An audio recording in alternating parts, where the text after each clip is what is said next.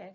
Yeah, and I will start off, because it sort of builds on what was just said a little bit ago, is that so often we're not aware of, we're not in charge of our own presence Mm, and how our presence, is impacting people before we even say anything. And mm, I'll say it again, 55% of how we communicate is through our body language, our behavior, what we mm, see. And 38% is our tone, volume, and inflection. And only 7% of the actual words. And so um, I always like to say it's not that the words are unimportant, but choosing the right words are even more important mm. because we communicate so much by what we see and what we hear before we even start talking.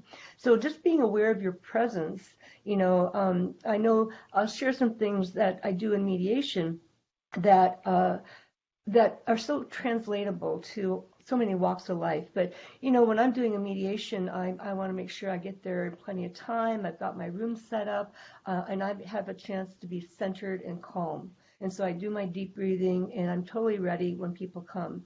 And then I initiate the outreach, welcome, and I introduce myself first, and then, and ask for the introduction back. And so just being mindful of your presence and being prepared in that, because as you said, Matt, so much can come across in the eyes. So if you're not centered and ready to engage, then that can come across. Mm. And so what you want to look for in other people then too are things about what do their eyes look like? What do the facial muscles look like? Is there tenseness to their body?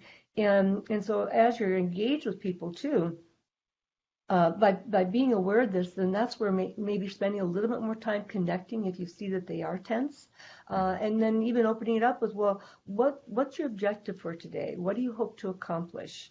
And getting clear right from the very get-go, are they just here for information, or are they actually ready to make a sale?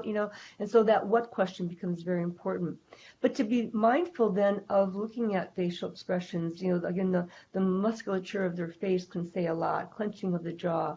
Mm, Are they sitting back? Are they leaning forward? Do you, again, detect sort of tension in their body?